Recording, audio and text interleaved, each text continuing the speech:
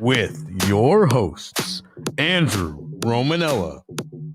I don't think I'm good enough in this spot based on my own personal mental health, so I can't continue. Regular people should be in the Olympics so you can see how actually hard what some of these people are doing are. Because what's going on, everybody? Welcome back into the Rome Show here on 12ouncesports.com, Dingo TV channel 217. I am your host, Andrew Romanella. I got you for the next 30 minutes and change. We have so much sports to talk about, so stay with us. If you want, comment in on the show on YouTube. We'll see it. If not, Facebook, the social media. We'll check it out after. All of the things. Speaking of social media, follow us. You can follow us on Instagram, on TikTok, Twitter, whatever the case is. Follow us and you'll get all the updates on social media. Also, the Rome Show podcast, wherever you get your podcast. We had 3 Major League Baseball series clinched last night. 1 not clinched, obviously, in the department of the New York Metropolitans. Got to love it. We got Thursday night football to get the people prepared for, and a big trade in the National Basketball Association. If we don't get to that, we will make sure we put it on the docket for tomorrow. But I would like to start in Major League Baseball with the postseason wild card series yesterday, and we are going to go ahead and throw our handy dandy sports tunes on for this one.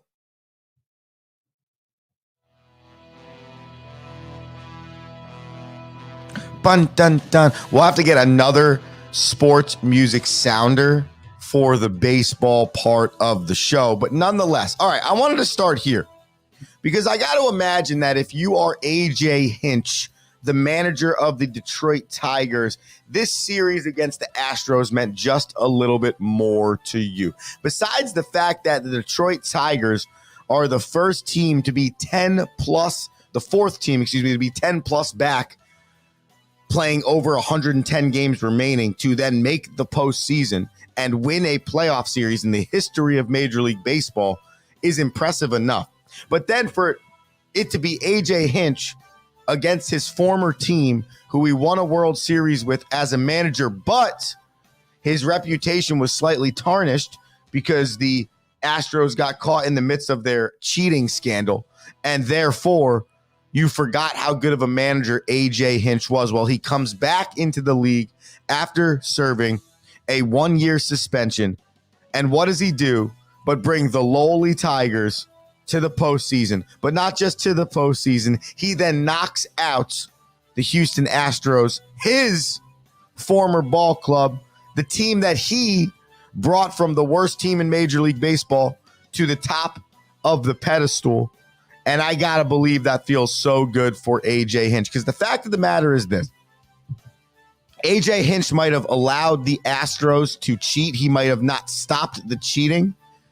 He might have been the manager during that time, but that does not define AJ Hinch as a manager. AJ Hinch is a phenomenal baseball coach. I got the chance to listen to him speak, and he is awesome. Just because he might have not done something about what he knew was going around his team to help them be better that year doesn't mean that he's still not an elite level baseball coach, and he proved that this year with the Tigers, and more specifically in the last month of the year with this team. The Tigers won this game 5-2 behind a 4-run 8th inning off of a guy that has had playoff experience in Ryan Presley before for the Houston Astros. I think for the Astros, you just look at it and you say, we're a little old.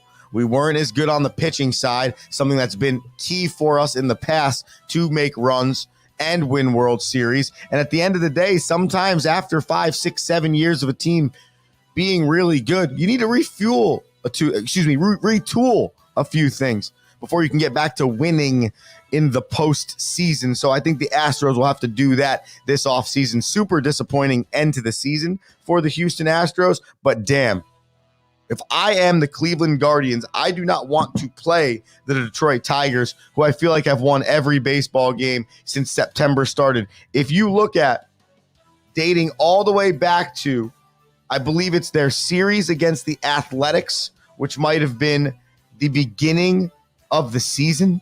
Okay. Or excuse me, the beginning of September. Let's see. It was September 6th. Okay. Dating back to September 6th, the Detroit Tigers have only lost 6 total games. Okay. And they've played, and this is just a quick glance at this, they've played roughly 22 in that same stretch. Okay. That's not including the postseason. You include the 2 postseason games, it's just impressive. So bet heavy on the Tigers here versus the Guardians. I think that could be a big time upset. We look at the ALCS and we go, how did the Tigers get here? That's just baseball, man. That is just baseball. Pick the hot hand team. Tigers sweep the Stros. The Royals sweep the O's. That's right. 2-1 on the backs of Bobby Witt Jr. infield single. The Kansas City Royals held the Baltimore Orioles through 14 innings with 0 runs. That's right. Baltimore Orioles won 91 games in the regular season. One of the better offenses in the league. Gunnar Hender, Santander, Aubrey Rauschman, guys that can hit the baseball, being held in check by this KC pitching staff. In the 5th inning, the Orioles got through for 1 run off of a homer. That homer was hit by Cedric Mullins or whatever his name is. I think I'm right about that. And then the Royals immediately bounce back, put runners on base.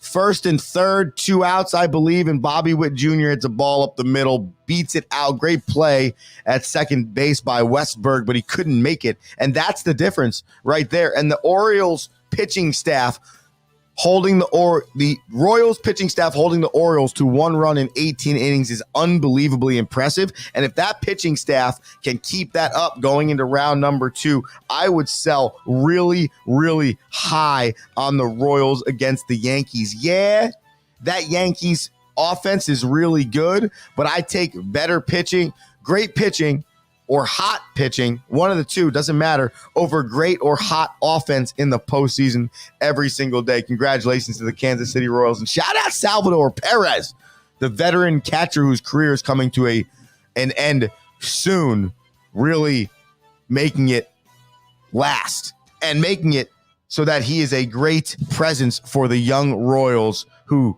could probably do this for the next 10 years if they can keep some of this core together. A fun fact that I heard yesterday, and this is back to the Tigers, but still, the Tigers, the Royals, 2 teams, lower level markets, weren't supposed to be very good, surprising the people. The Detroit Tigers payroll, $18.8 million. Josh Hader, the reliever for the Stros that the Detroit Tigers hit up a little bit yesterday to get that victory, his salary this year, $19 million. So the entire 26-man roster for the Tigers combined makes less than one singular player on the Stros. That's the type of stuff you get when you see an Orioles team lose to a Royals team and you see a Tigers team beat an Astros team. Shout out to those 2 teams in the AL. And just to conclude that for you, Royals at the Yankees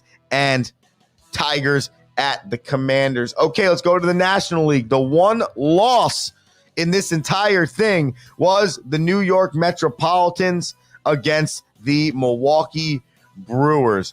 Mr. Phil Maton gave up a 2-run homer. That was the dagger. I believe the homer was hit by pinch hitter Garrett Mitchell. So good for Garrett Mitchell, giving the Brewers the lead in the 8th. The Mets were up 3-1, then it was 3-2, then it was 3-3, then it became 5-3.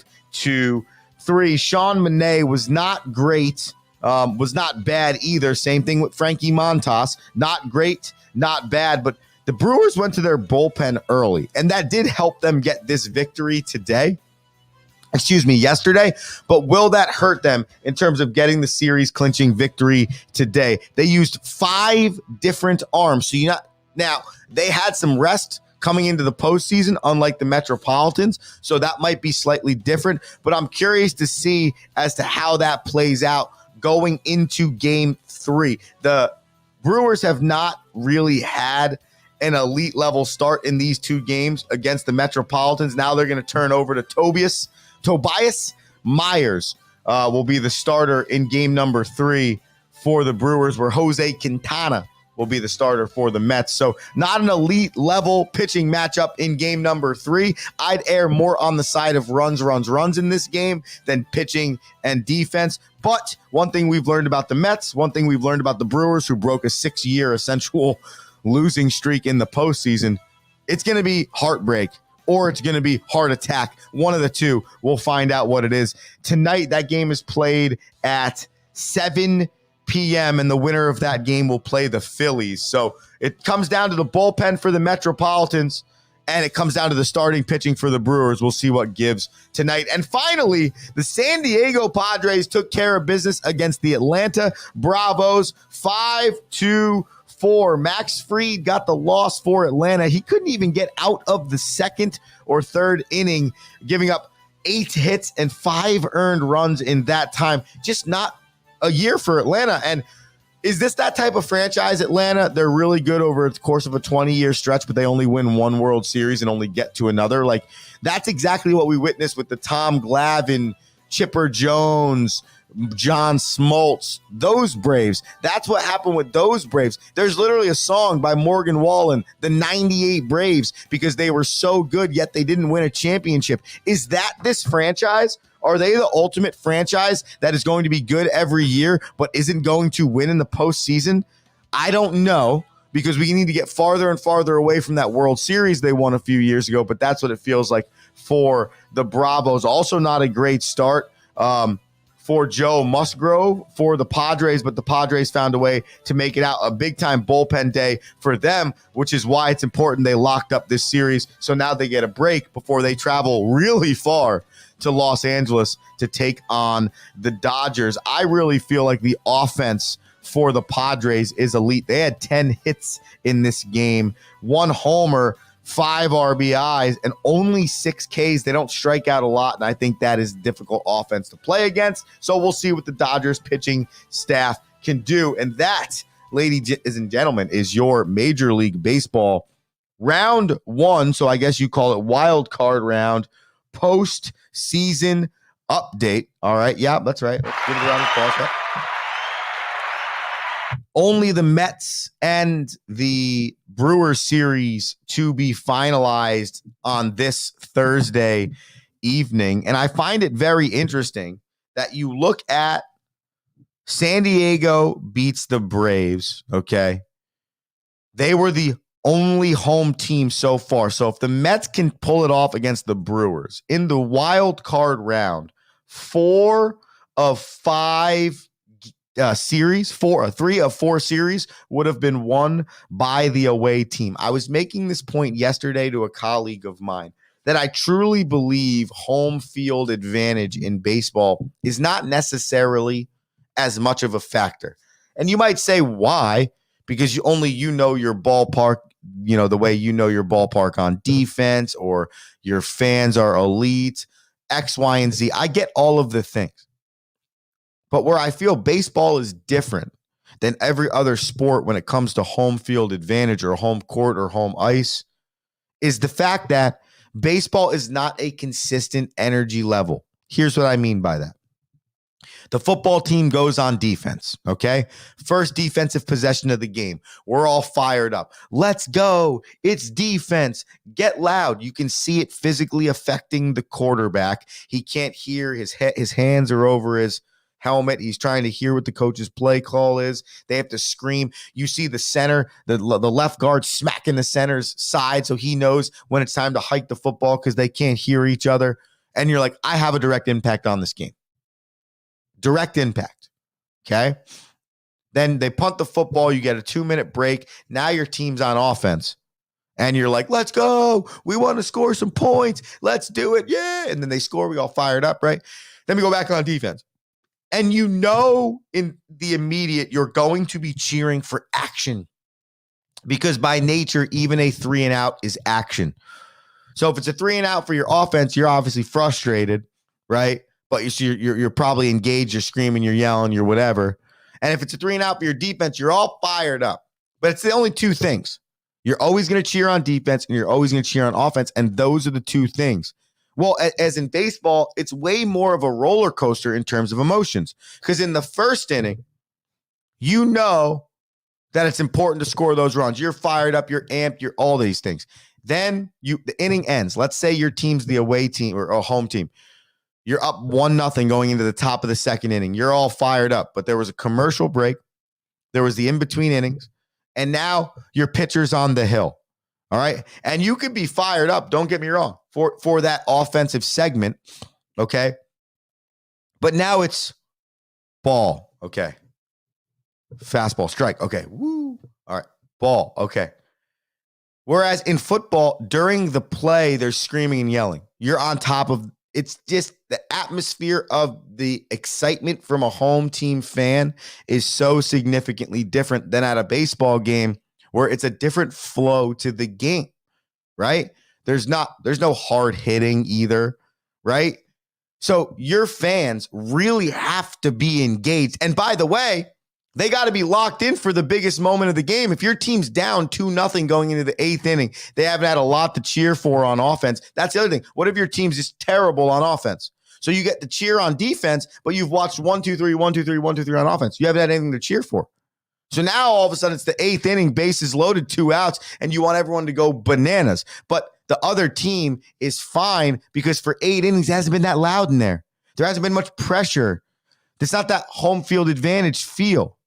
All right. I don't know if I explained that appropriately, but the bottom line is the other sports like hockey, continuous action on top of the rink, football, more continuous action, hard hitting, more on top of baseball, more spread out action, quick hitting, maybe more quote unquote times of action if you think about it, but in a longer period of time before it happens. So it is so much harder for fans to stay engaged. I'd love to see the numbers on home field court ice advantage in hockey, football, or baseball, or excuse me, hockey, football, or basketball, and the home field advantage in baseball. Because I truly do believe those three sports have a way different feel for getting home field advantage than baseball does. And I think the playoffs prove that, but more so this year's playoffs do prove that. Now, listen, don't get me wrong. If the Mets go out and lose, 2 home teams won, but that's not necessarily what you would expect. The idea is those other teams had to work harder. They had to come to you. You should have the advantage because you're home, but you don't. You got 2 home teams that were swept out of their building. So that is the difference for baseball, and I'd love to find those numbers. I'd love for you to stay with us here on the Rome Show, 12ouncesports.com, Dingo TV channel 217. We're going to go take a quick commercial break. We're going to come back with Thursday night football. Excited to talk a little Thursday night football. The Tampa Bay Buccaneers travel to Atlanta to face Kirk Cousins and the Falcons. So that's awesome. And then some big news in the NBA, which I would like to get to for the people. The Rome Show, 12ouncesports.com, Dingo TV channel 217. Back after this commercial break. Need tickets to that next event? Well, at 12 Ounce Sports, we've got them with soccer anywhere in the world. Tickets to any venue, any sport.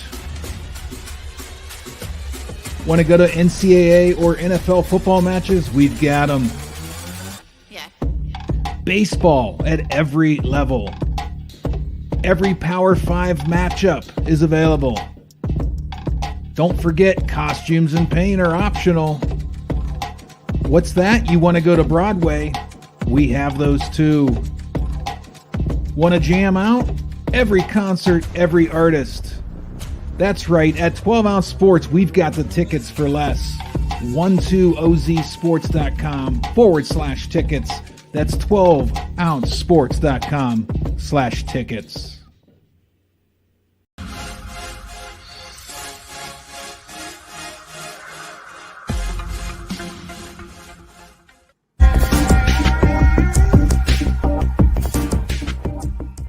Welcome to MyBookie. You're ready to create an account and start making money, and we're here to help. And remember, you can get a bonus of up to $1,000 on your first deposit. Now you're ready to bet. Just go to mybookie.ag, visit the sportsbook, click on your bet, and input the amount you want to risk or win in the bet slip. Yes, it's that easy. Just remember, at MyBookie, you play, you win, you get paid.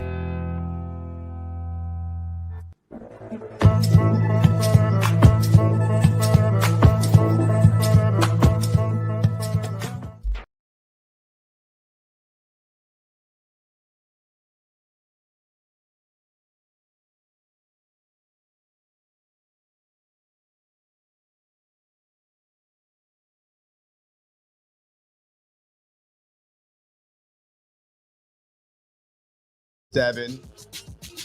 The Rome Show, 12ouncesports.com, Dingo TV channel 217. I am your host, Andrew Romanella. I think we had a little bit of Mike.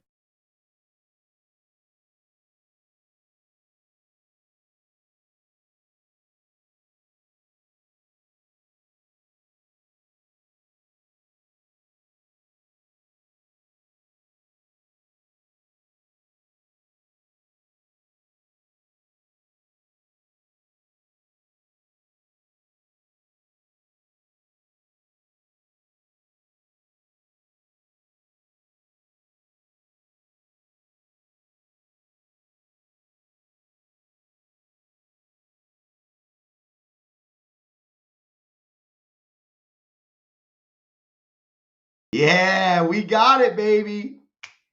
The Rome Show, 12ouncesports.com, Dingo TV channel 217. Sorry for that quick minute of mess up. Here's what I'm learning, okay, about technology. If you have multiple things plugged into a computer, sometimes it messes with stuff. So normally I plug my little system over here into the side of my computer closest to the system. But because I got other things plugged in, I got that little external thing going on. So you got multiple USBs happening there. Well, my multiple USBs sometimes unclicks the USB that is the sounder. So what I'm learning is no matter how much I want to fight the battle, if I have the externals plugged in, I have to keep them plugged in all in one USB external spot. When I get the multiple thing going on, if I move stuff, sometimes I cut it. And unfortunately, that's what happened to us post-commercial. But we got so many great sponsors here at 12ouncesports.com. We just pop another commercial up, and we're back. All right, that's enough of me. How about something for you? I just wanted to take quickly, my goal coming out of that commercial break was just to take a quick second to wish my mother and my father a very happy wedding anniversary. My parents are the greatest. Today is their wedding anniversary. Oh, man, I want to say it is 41 years. I think it was 1983. Maybe it was 81. And maybe it was 81 they got married. So if it was 81, 91, 2001, 2011, 2021. So this would be their 43rd or 44th wedding anniversary, which is crazy. But awesome. So happy anniversary to Debbie and Rocky. Thank you for everything you have taught me. Honestly, there's really no me, no Rome show, none of this without all the awesome stuff that they've taught me in life. And I hope they have a very enjoyable anniversary. And I'm excited to celebrate. So love you, Mom and Dad. Thank you for everything. Happy anniversary. Thank you, NFL, for starting Thursday Night Football, because the people love Thursday Night Football. I would argue that in some ways people get a little bit more excited for Thursday and Monday Night Football over Sunday. Or it's like if you had to rank the football watching, it's like Red Zone channel, Thursday and Monday Night Football, and then like Sunday night. At least that's how I feel. But nonetheless, the Buccaneers take on the Falcons tonight. Interesting game here. Two veteran quarterbacks. One veteran quarterback that is on his third team, but on his third team that's trying to make him the franchise quarterback to get them to the postseason and get them to a Super Bowl in Kirk Cousins. And then another veteran quarterback that was shipped away by the team that drafted him first overall because they thought they had someone better. And it turns out they didn't. And this man in Baker Mayfield, also on his third team, but really starting to find the type of quarterback a lot of people, and probably himself, thought he'd be consistently in his career. Baker Mayfield's thrown for 984 yards, 8 touchdowns, and 2 interceptions. Kirk Cousins, on the other hand, 864 yards, 4 TDs, and 4 interceptions. The Atlanta Falcons offense just has not looked consistent to this point. And I think that is my biggest issue with the Atlanta Falcons is I just don't know what I'm going to get. I feel like since Bijan Robinson's been in the league, we have all been wondering, like, where is this rushing attack? Like, I think it was kind of like, oh, Bijan Robinson, Kyle Pitts are now on the offense for the Atlanta Falcons. Well, Bijan Robinson is not tearing the league up like you might have thought he was going to coming out of Texas. And then Kyle Pitts, he's not even a good tight end. Like, there's days he's not even getting receptions. Like, it's wild to think about what the talk about those two dudes were coming into the league and how Atlanta has not been able to figure out those athletes. Right now, the Falcons are averaging 309.3 yards per game, an average of 206 through the air and 102 on the ground. That screams mediocre football. That screams 500, which they are at 2-2. They seem to have an okay defense, keeping teams. They're in all 4 games. I mean, they've won 2 of their games by virtue of comeback, the last one being in the last minute of the game. So the last thing I'll say about the Falcons before we get to the other side of the ball here is, at the end of the day, if the Falcons are in the game, that's when Kirk Cousins is his best. He's not going to necessarily win you a game in the first 55 minutes. He'll save you or win you a game in the last 5. That is the best attribute that Kirk Cousins brings to the field. So if you're an opposing team, you have 55 to 57 minutes to get Kirk Cousins, get some interceptions, get some turnovers, get some bad play. But if you're within a touchdown of Kirk Cousins' offense and they get the football with less than 3 or 2 minutes left in the game, it's like a high probability they're going to tie or take the lead there.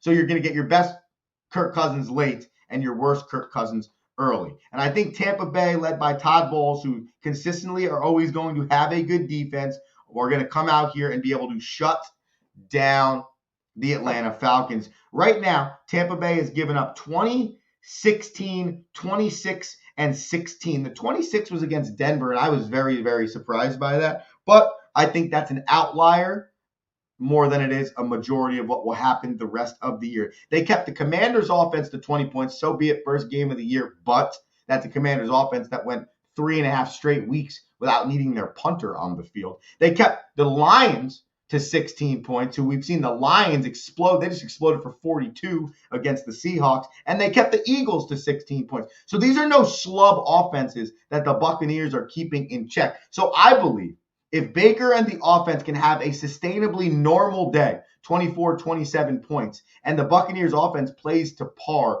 this should be a 27-17 ball game, and you should be able to keep the Atlanta Falcons at bay. The only thing that I think gives Atlanta an advantage is that it's at home. Okay, so let's do this. Let's roll this into our pick segment, and we finish the show.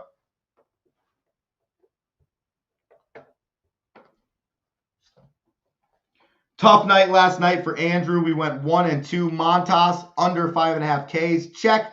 Montas over 4.5 Ks. Not a check. Manea under 5.5 Ks. Check. And then the Stros, I went hard. I was wrong. I probably should have taken it in a different form. I didn't. I had Stros minus 1.5. 1-2 night for Andrew. We came back to earth. 106-86 overall. Tonight, we are going to keep it simple. We are going to pick Thursday night football. Right now, the line is Atlanta -2. The reason, I think there's a lot of injuries on the Buccaneers side. Okay, so I think that will affect this thing. For some reason, I do not have belief in the Falcons to win this game by 2. I have more belief in the Buccaneers to win this game by 2. So I'm going to take the Bucs, and I'm going to take them at the +2. Okay, and I'm also going to say that this game is going to stay under in terms of the line. Right now it is 42.5. Okay. 43.5. It opened at 42.5. So what I think is going to happen is check this line before game time. This thing might move to 40, 44, 44.5, especially based on some of the numbers that each team has been putting up. So right now, I'm going to take the under. Thursday, a lot of injuries for the Buccaneers. And I think this is going to be a grind them out type football game. So under the 43.5, give me the Buccaneers by plus the 2, and then give me Baker Mayfield to throw a TD. And that is my daily bananas for today. And that is the Rome Show, 12ouncesports.com, Dingo TV, channel 217. We'll be back on Friday to break down Julius Randle and Dante DiVincenzo being traded to the Minnesota Timberwolves for Karl Anthony Towns. We'll break it down, plus the Buccaneers versus the Falcons on Thursday Night Football, and we'll give you our weekend football picks. What a big Friday. Tune in tomorrow. Andrew Romanella saying, be electric. Peace!